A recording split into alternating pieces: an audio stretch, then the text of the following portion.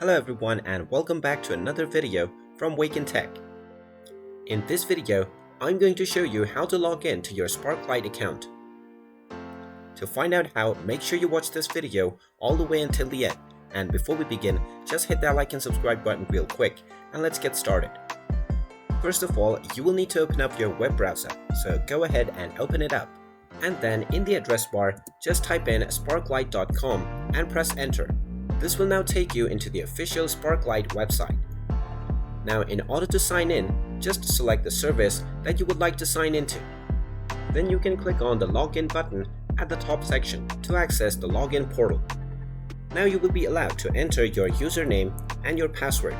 So go ahead and type in your username followed by your password and then click on the sign in button and you will be logged in to your respective Sparklight account. In case you forgot your username or your password, you can click on I forgot my username or the I forgot my password button. And there you have it. That is how easy it is to log into your Sparklight account. If you find this video helpful, make sure you hit that like button and subscribe to our channel if you haven't done so already. Also ring that notification bell to never miss another update from us. Thank you for watching and I will see you again in the next video.